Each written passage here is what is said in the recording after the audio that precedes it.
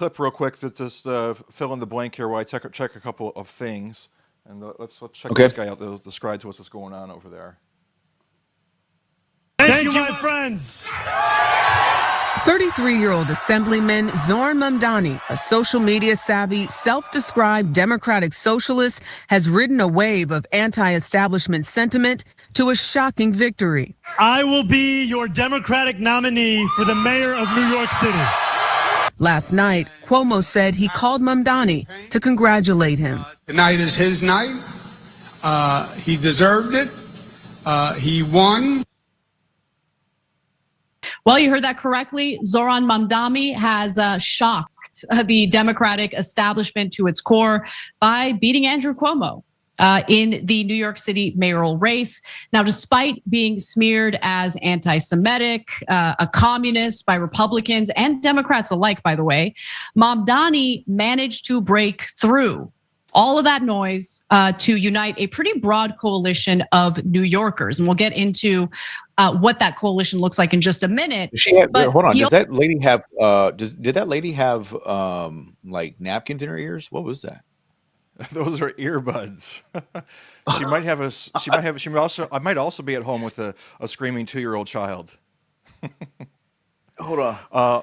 It's so funny how far the Young Turks have came, you know? They're being very fair. Went from being absolutely neurotic and insane, and where I really couldn't stand Anna to a large degree, but they're very fair, and they really love all of the infighting that's happening within MAGA. They don't like it for the reasons that the mainstream media and people that are voting against the Trump administration like it. They like it because they feel confidence to know that we're not bootlickers of Donald Trump, and that when we have our own principles, and that we're going to be holding the Trump administration to the line of those constitutional principles. But they've been having very fair coverage. But we have our bias as Christians. I really had to sober myself, because my initial response, Alex, when I heard about Zohran winning was like rolling of the eyes, but it was sort of really defaulting to that position where he's a Muslim, I want to have Christians in office. What kind of positions are we going to see when we look at what's happening in the United Kingdom and London and such? Alex, you're still there, right? Okay, yeah. It's sort of like a scary forewarning of what they've been trying to do in the UK and what they've been successful doing in the UK coming to New York City. But then the commentary from Cenk, from the Young Turks, was essentially like, hey guys, let's give this guy a chance. He's got some crazy policies, but hey, the Democratic Party, which the Young Turks doesn't really support anymore, they've got insane lunatic policies as well.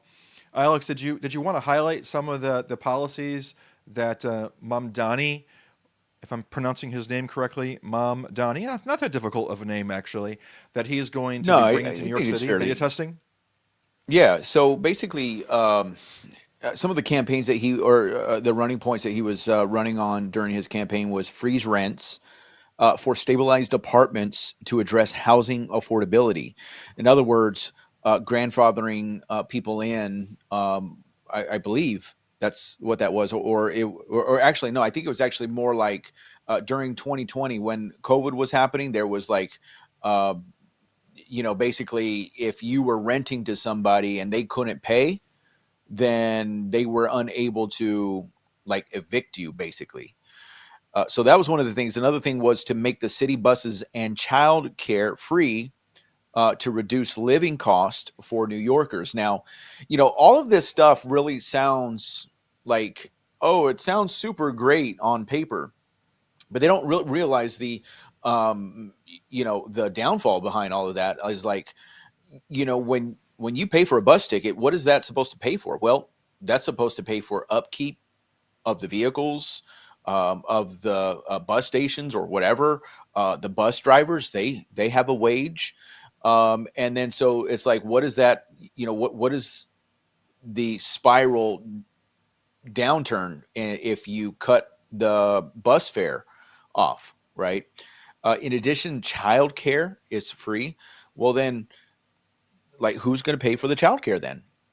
Ultimately, it's the taxpayers, right? That's ultimately what that's saying. Who's going to pay for the city buses? Taxpayers, right? So it's all going to be done on the taxpayers.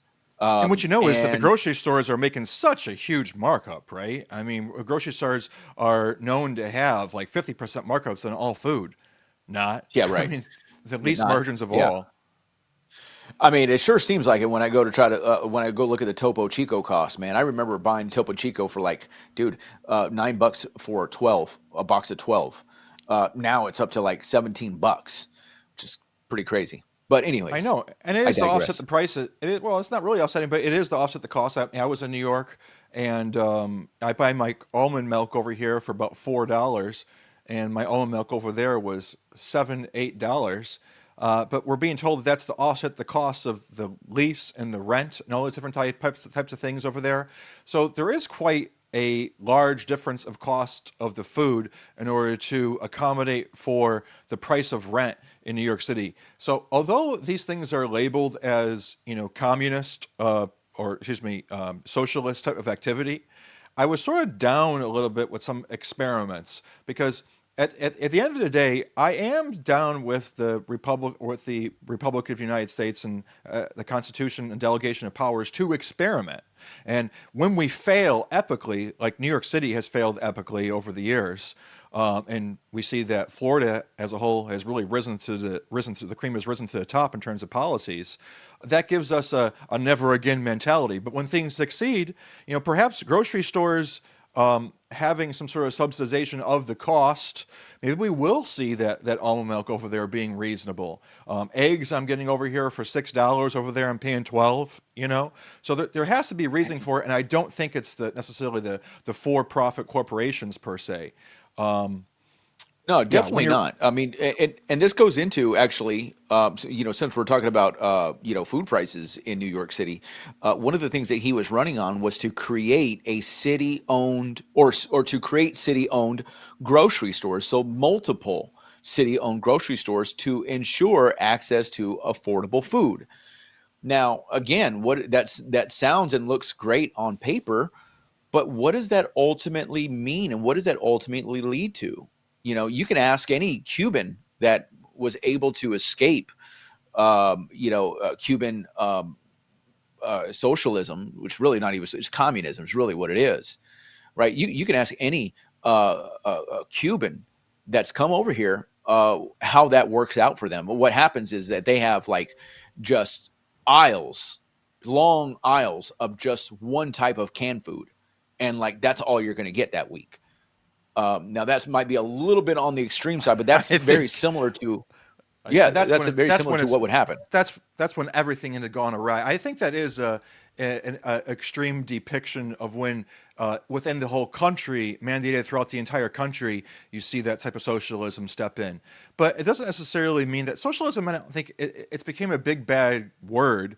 But ultimately, we are looking to make things, cool and livable, and not necessarily use. If socialism was mandated on a top-down policy in the federal government or even on a state level, I think that would lead to these types of control grids. The reason why we're against socialism, though, is because of our fear of that inevitability, right? And we do know power corrupts, and power corrupts absolutely. So I think that what we would see perhaps with this would be, some reasonable costs. But what are there going to be the repercussions of that? Repercussions are going to be Whole Foods doing a lot less business. The food emporium in the middle of Times Square doing a lot less business.